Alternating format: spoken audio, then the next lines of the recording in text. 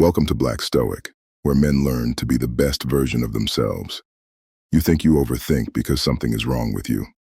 But the truth is deeper.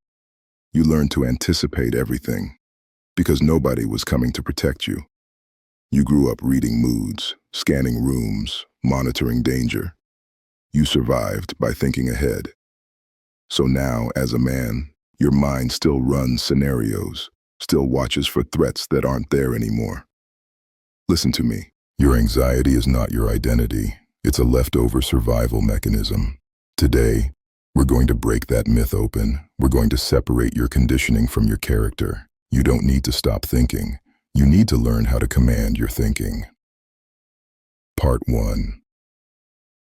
Hypervigilance is programming, not personality. You didn't learn vigilance from a textbook. You learned it from surviving your childhood. Growing up, you paid attention to tone changes. You measured silence. You scanned faces to see if someone was upset, disappointed, dangerous, or unstable. Long before you ever learned self-love, you learned self-protection. That's the first truth nobody tells young black men. Your overthinking is actually intelligence reacting to instability. You watched unspoken lessons. Don't get caught slipping. Always be aware of your surroundings. Never trust too easily. Think before you move. Expect betrayal before loyalty. So your mind became a battlefield computer, always calculating, always predicting. Here's where it broke you. No one told you when the war was over. Your environment changed, but your internal alarm system stayed running. You probably noticed it. You can't relax in silence. You rehearse conversations in your head. You anticipate rejection before someone even speaks. You assume you'll disappoint someone before you walk into the room. You feel the need to be 10 steps ahead because you fear falling behind. You mistake that pattern for personality, but understand, identity is chosen, conditioning is installed. What you experience as anxiety is simply your nervous system saying, I don't trust the world to keep me safe. So I need to be ready for anything at all times. This is why black men don't sleep deeply. We don't rest. We monitor. We don't relax. We patrol. But here's the shift. You are not in danger anymore, but your mind never received the memo. The version of you formed by chaos is trying to lead you in peace, and it doesn't know how. You aren't an anxious man. You are a man trained by anxiety. That means your mind is capable, powerful, but it's operating in the wrong season of your life. Survival mode served you, but now, it's time to retire the soldier and train the king. Part 2. Stoicism. What is in my control? Overthinking happens when the mind tries to manage what it cannot touch. We spin scenarios. We analyze outcomes. We rehearse failure before the moment arrives. Why? Because you were raised to prepare for the worst. But there's a deeper truth. Most of what you fear never happens. You fear judgment more than actual failure. You fear disappointment more than real danger. You fear rejection before anyone even considers it. Overthinking is your mind trying to control uncertainty. That's where Stoicism enters the room, not as philosophy, but as discipline. Stoicism is simply this question. What part of this situation belongs to me? Imagine how different your life becomes when you sort thought from action. You can't control whether she texts you back, but you control your dignity. You can't control how someone feels about you, but you control how you show up. You can't control whether your idea succeeds, but you control execution, skill, consistency. Anxiety is the brain trying to play both sides, your responsibility and fate's domain. Stoicism cuts that tie. It teaches you to release what was never yours to hold. Try this. When your mind spirals, ask, if this were a task on paper, would it be in my column or life's column? If it's not in your column, you drop it. Here's what happens. Thought becomes direction. Emotion becomes signal instead of identity. Fear becomes awareness, not paralysis. Stoicism isn't detachment. It's leadership over your inner world. It's learning to say, I can't control their reaction, but I control my integrity. I can't guarantee success, but I control discipline. I can't rewrite my past, but I control who I become now. This is why many black men resonate with Stoicism, because we've been taught to suppress emotion, but not taught how to process thought. Stoicism gives language to emotional chaos. It doesn't tell you not to feel, it tells you where to put the feeling. Because overthinking isn't too many thoughts, it's thoughts with no hierarchy. You don't need less thinking, you need command. When you give your thoughts direction, your anxiety becomes strategy. Your mind becomes a blade. Part 3. Mental detox. Clearing the static. Your mind is loud because your life never gave it silence. Most black men don't actually think too much. We just never learned where to put our thoughts. We hold them. We swallow them. We stack them. And eventually the brain becomes a closet with no space. Everything falls when you open the door. That's why mental detox is not luxury. It is maintenance. You detox your body with sweat. You detox your space by cleaning. But nobody ever told you. Your mind needs cleaning too. And here's the truth. Your brain does not heal through thinking. It heals through movement and empty space. That's why some of your clearest thoughts come in the shower, on a late-night drive, or lifting weights alone. Your body is processing what your mind can't. Physical exertion is emotional drainage. When you breathe hard, your brain stops rehearsing the past and focuses on the moment. This is why so many men feel calmer after the gym. It isn't muscles growing. It's anxiety leaving the bloodstream. Mental detox has 3 pillars. 1. Movement. You must move your body to release trapped energy. Walk, train, stretch, lift. Sweating is not just physical. It is psychological exhale. Some days you don't need motivation. You need motion, because motion regulates emotion. 2. Stillness. Black men never learned stillness. Silence feels unsafe. Doing nothing feels unproductive. But stillness is how the brain realigns itself. 5 minutes without your phone. 10 minutes sitting outside in fresh air. Slow breathing instead of scrolling. You don't need meditation apps. You need permission to be present. Stillness is not laziness. It is recalibration. 3. Refresh cycles. Just like your phone overheats and needs a reset, your mind does too. Ask yourself, when was the last time I sat with myself and didn't distract? When was the last time I allowed boredom? When was the last time my brain wasn't absorbing noise? Mental detox is not peaceful vibes. It is warfare against mental clutter. Some people think you should calm down. No, your mind is full because nobody gave it a place to empty itself.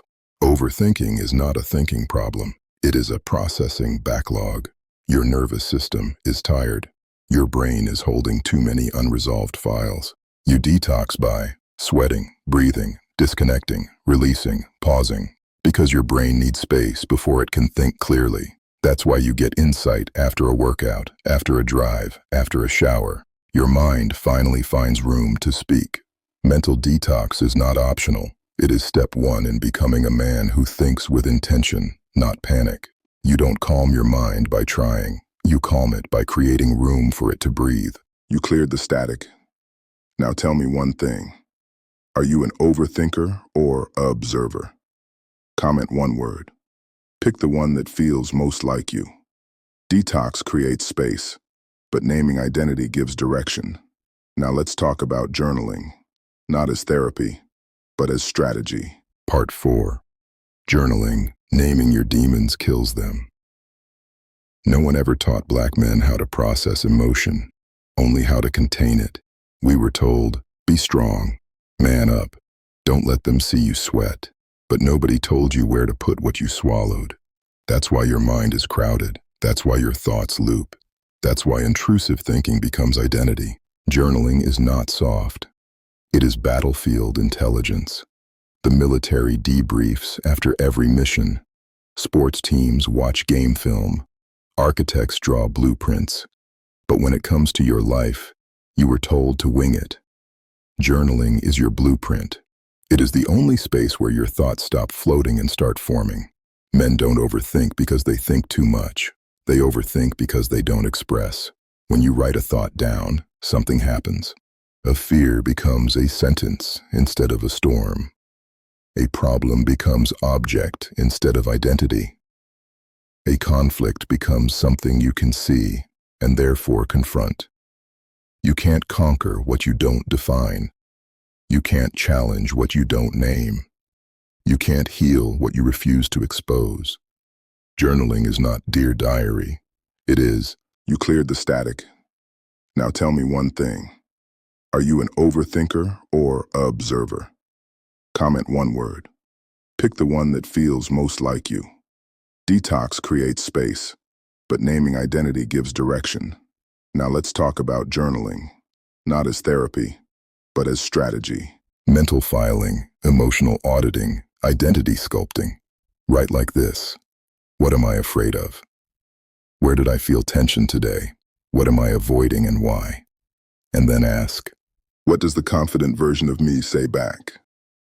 That question alone rewires the brain. It shifts you from survival thinking to leadership thinking.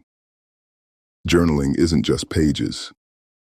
It is you talking back to your trauma instead of letting trauma narrate you. Most Black men suffer not from lack of intelligence, but lack of externalization. You were forced to internalize everything. Journaling is where you finally put it down. Your thoughts deserve structure. Your pain deserves language. Your identity deserves authorship. Because if you don't write your story, your conditioning will write it for you. Part 5. Identity reconstruction. Retiring the soldier, crowning the king. Here's the hardest truth most men avoid. You can outgrow your psychological environment, but your identity stays trapped inside it until you rebuild it. Your anxiety was armor. Your hypervigilance was training. Your skepticism was survival instinct. But you don't need to live as the version designed for war. The soldier in you kept you alive. But the soldier is not meant to rule. King energy requires direction, structure, and self-definition. Identity reconstruction begins when you ask, who am I becoming? Not who have I been conditioned to be? Because you are not your fear.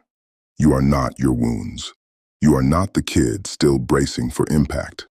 Look at the confident version of you, the one in your shadow, the one in your reflections, the one you glimpse when you lift heavy, make eye contact, or stand alone in quiet. He isn't imaginary. He is underdeveloped. Identity is not discovered. It is decided, trained, reinforced. You build identity through repetition. Speak as him. Move as him. Decide as him. Protect boundaries as him. Every time you act from confidence, you weaken the anxious version of you. Every time you choose discipline over panic, you install a new identity layer. Identity reconstruction is not affirmation. It is behavior. It's stepping into the role your anxiety could never occupy. Your life has chapters. The soldier, shaped by survival.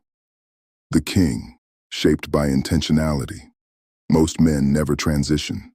They stay soldiers forever, fighting ghosts that aren't attacking anymore. But now you know, your anxiety isn't you. Your overthinking isn't identity. Your survival traits built the throne, but they were never meant to sit on it. Identity reconstruction is you taking the seat. You've made it this far. That alone proves something. You are not broken. You are becoming. Your anxiety was never identity. It was armor you outgrew. Your overthinking wasn't weakness. It was intelligence without direction. Now you have it. You learned why your mind spirals.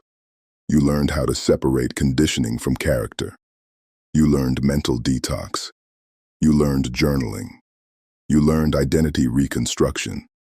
The soldier in you kept you alive, but the king in you will build your life. And if this message hits you, don't just leave silently. Comment King Rising, not for the algorithm, but as a declaration to yourself.